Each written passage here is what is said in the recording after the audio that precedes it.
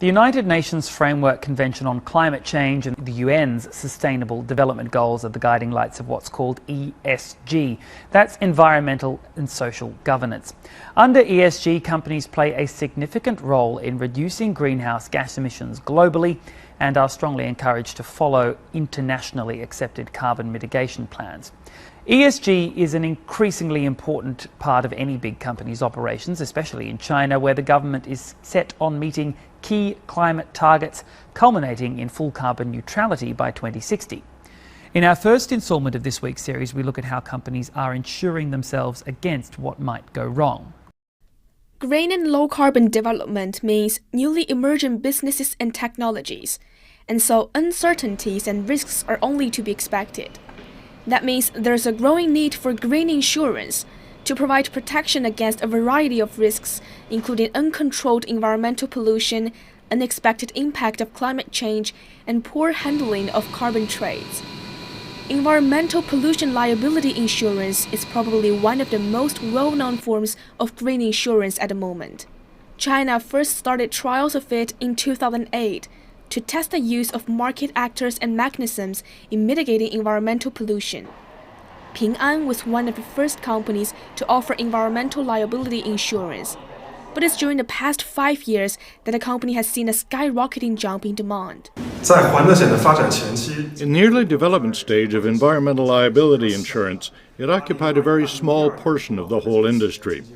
In 2012, only around 2,000 companies purchased the insurance, with a total coverage of only 200 billion yuan. But with the amendment of China's environmental protection law in 2015 and the establishment of green finance pilot zones in areas like Jiangxi and Zhejiang, there are now a lot more environmental liability insurance products. We're working with Tsinghua University and Suzhou University to set up a risk management platform for them. And environmental liability insurance is only part of the market. Since the end of the 1990s, China Pacific Property Insurance has offered policies for projects in hydroelectric power and photovoltaic power. During the first half of this year, the company was covering more than 150 hydroelectric power projects, with policy values of more than 50 billion yuan. Its green insurance coverage for photovoltaic power projects was almost 100 billion yuan during the same period. But they're finding even this large market is growing and changing.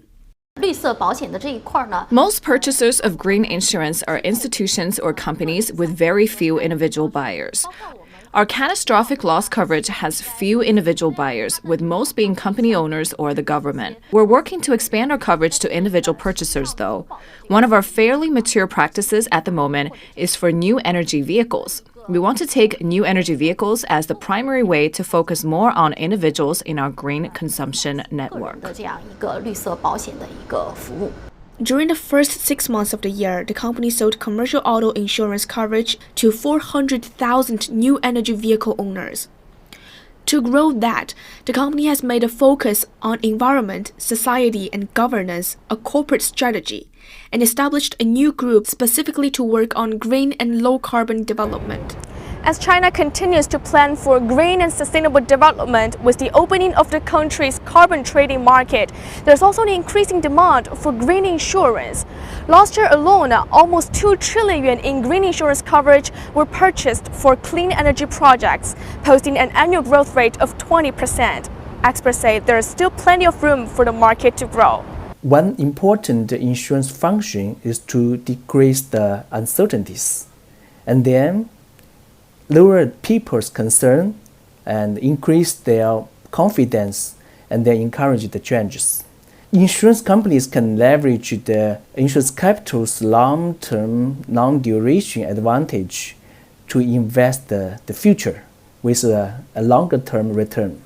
This kind of investment on the ESG business and technology can also enable the insurance companies with appropriate capabilities to design, to price, and to manage the green insurance risks.